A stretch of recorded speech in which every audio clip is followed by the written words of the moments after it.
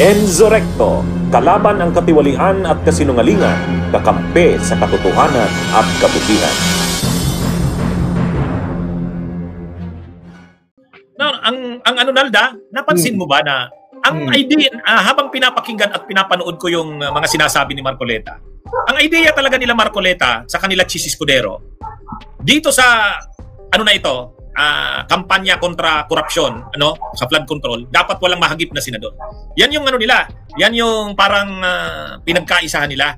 Kaya makikita mo kahit doon sa sinumpaang salaysay na present yung kay Diskaya na sinabi nga ni Senate President Soto na parang inedit, wala ka dong senador na makikita. Inedit ka talaga, walang senador. Pangalawa, kahit doon sa manner ng pagtatanong ni Jinggoy, di ba? Tinanong niya si Bryce Hernandez. Lahat kongresista ang nandyan mo. Wala ka bang nakalagay dyan na senador? Sabi, hindi, tinanong niya pala si Diskaya, hindi si Bryce.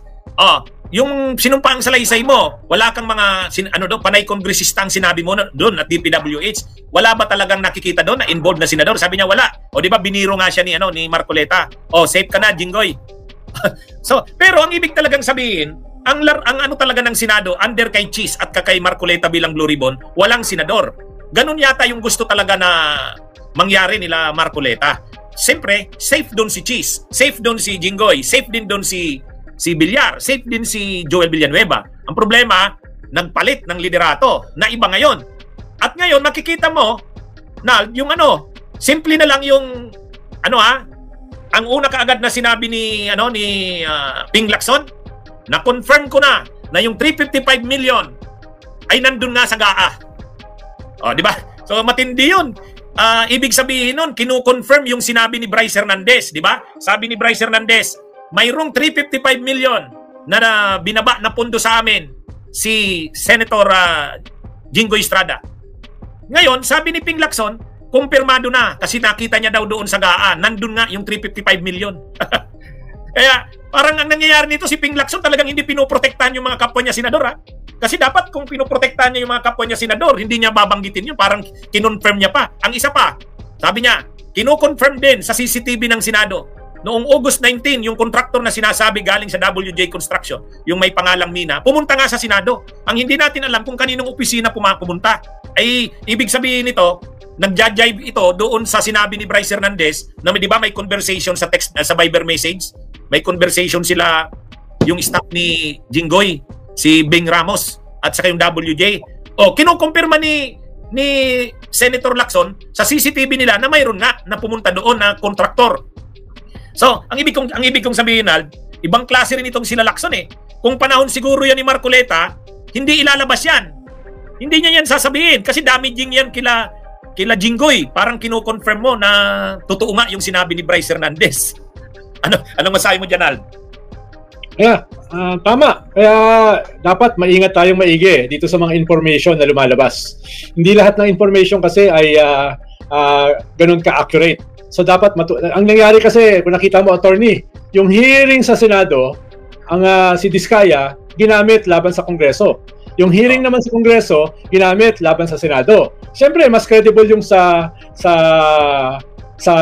Kongreso dahil may resibo eh. Di ba? May resibo eh. Mayroong picture ng limpak-limpak na pera eh. Yung kay Diskaya, medyo may inconsistencies. Pero yun nga ang purpose ng Independent Commission, na siya yung maging fulcrum nitong mga nagbabanggaan ng mga investigasyon. No? Pwedeng makakomplement itong bagong head ng Blue Ribbon. No? Pwede siya makakomplement. No? Pwede, pero sa dulo, itong Independent Commission ang magiging fulcrum, magiging credible. Oo nga, Naldo, no. Actually, kung hindi nagkaroon ng change sa leadership ng Senate, ang mangyayari talaga, under kay Marcoleta at saka kay... Pero alam mo, Nald, ang maganda rin sana sa ganon, dito sa Senado, ang talagang tutumbukin nila si Romualdez at saka si Saldico. Yan yung direksyon ng Blue Ribbon kay Marcoleta.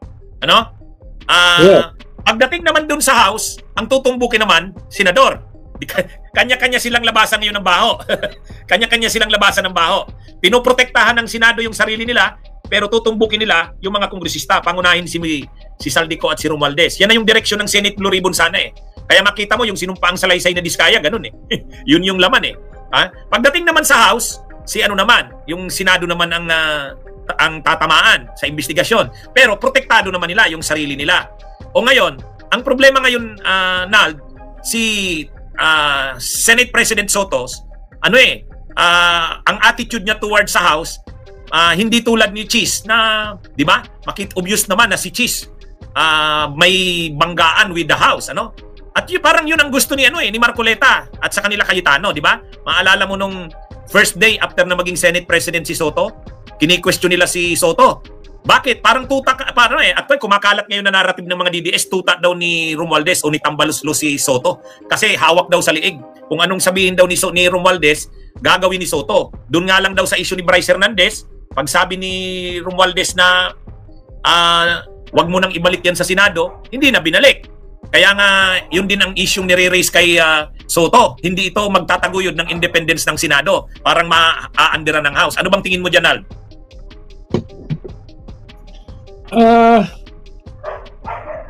Hindi ko masyadong sigurado, attorney Dahil masyadong maraming masyadong maraming mga plots within plots within plots. No? Kaya kailangan ihiwalay natin yung mga nangyayari doon sa mga chismis. Di ba? Doon sa mga chismis. Halimbawa, itong nangyari kay Cheese Escudero, mahigit 2 linggo pinlano yan. No? Sabi ko nga kanina, nung on the day itself na pinalitan si Cheese, 13 ang boto. Nung nalaman ng mga bilyar na matatanggal si Cheese, biglang sumama sila sa majority. Di ba? Yung kay Martin Romualdez, may 2 attempt na siya ay palitan. 2, at least. No? Perhaps more. Pero kinapos sila sa numero. Bagaman, ang sinasabi ng mga nagpaplanong palitan, meron silang 3 partido na kasama dun sa 5 na partido na bahagi ng ruling coalition. Pero kinapos pa rin sila. So yung 2 attempts na yan, tingin ko for now, ay mahihirapan na uling, at least in the immediate, na gumawa ng attempt. No? Gumawa ng attempt. Kaya tingin ko ay itong independent commission pwedeng mabawasan yung ganyang klaseng mga tension, yung ganyang klaseng, kung gagawin nila yung trabaho nila. Dahil wag mong kalimutan, attorney, merong mga forces sa gilid-gilid ang nagpaplano na gamitin yung sitwasyon for their own interests. Nandyan yung mga DDS na nagsasuggest ng withdrawal of support ng military at lusubin daw yung mga mayayaman ng mga bahay katulad ng Forbes Park, etc. Kaya nag-red alert ang police at military. Nandun din yung mga pro-revolutionary government na ang packaging sa sarili ay neither Duterte nor Marcos at military junta.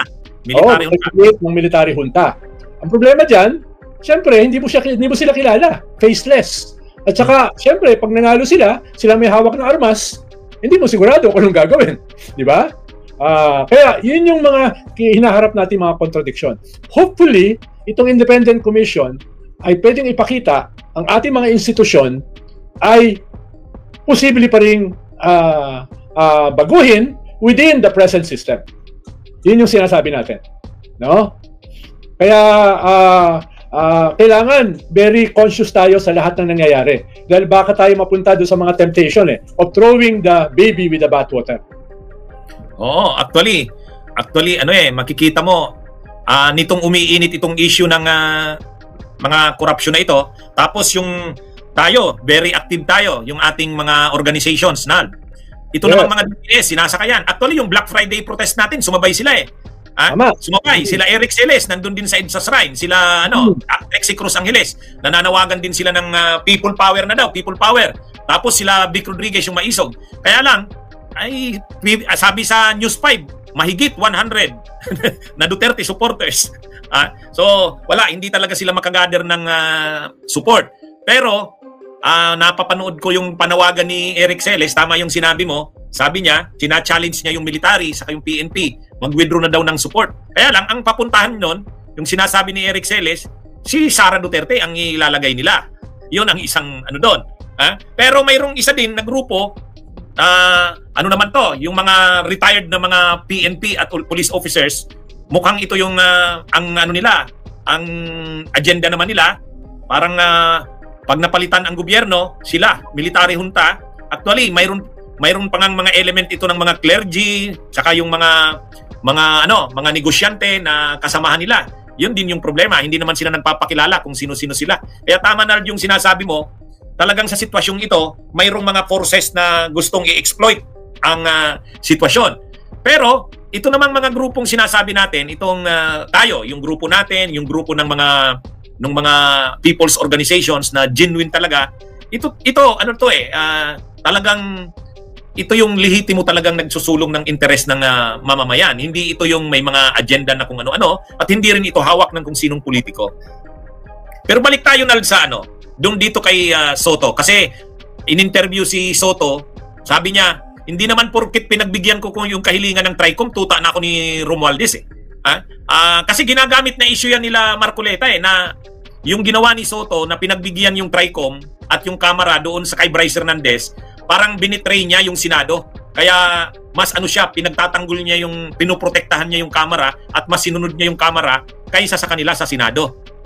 Kaya lang sabi nga, mas mahalaga ron kasi dahil diniin ni Bryce yung dalawang senador at meron siyang ebidensya, meron siyang resibo.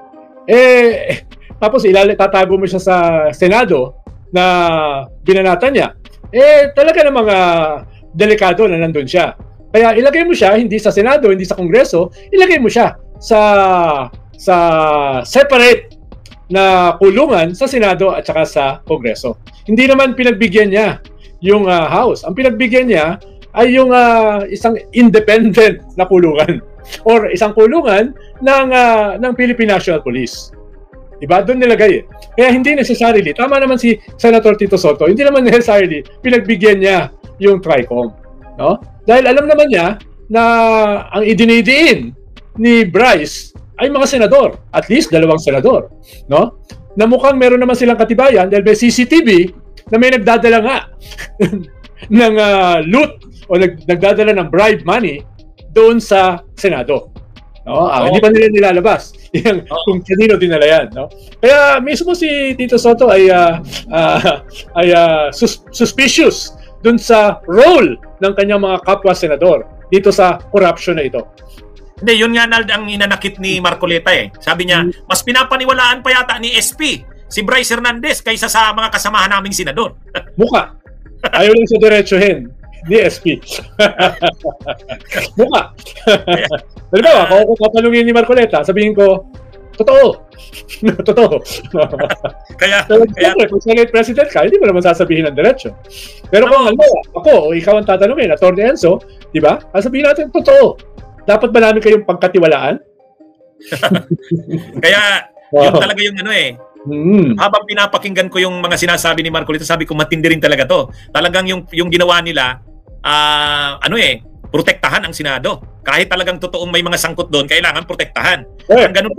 Pero hindi ang Senado. Pinoprotektahan nila yung kapwa nila DDS ng mga senador na corrupt. Diba? Iba kasi ipoprotektahan mo yung Senado. Iba yung poprotektahan mo yung mga kasama mo sa minority. Oo. Sila naman talaga yung nai-involve Sila Jinggoy, sila Villanueva. At itong si Jinggoy, 2 beses na ito nakulong. Di ba? Hindi mo pwedeng sabihin na wala itong track record. 2 beses na ito nakulong. No? At kukulat kung makukulong uli na 3 beses. Kahit naman si Joel, meron na itong mga prior cases. Tinanggal ito ni Ombudsman Carpio Morales. Kinasuhan ito ni DOJ Secretary Laila de Lima. Oo. Pareho sila actually sa PDAF. Diba? Oo, parehas konektado sa Napoles. Si At Jinggoy. Yung mga kaso, especially si Jinggoy, mukhang active cases pa. Hindi pa tapos. Di ba? Nagulat na ako kung nakapag-bail si Jinggoy plunder yung kanyang kaso. Kaya nga nakakaanunal na sabihin ng dalawa, galit daw sila kay Bryce Hernandez kasi sinira daw ni Bryce Hernandez ang reputasyon nila. Sabi niya ng bunso ko, di wow. Antindi. Bunyog, halikan na kasama ka. Bunyog, kapag buklod ay may pag-asa. Luzon, Visayas, Mindanao, isa ang pananaw. Sa bagong Pilipinas ang bunyog isisigaw.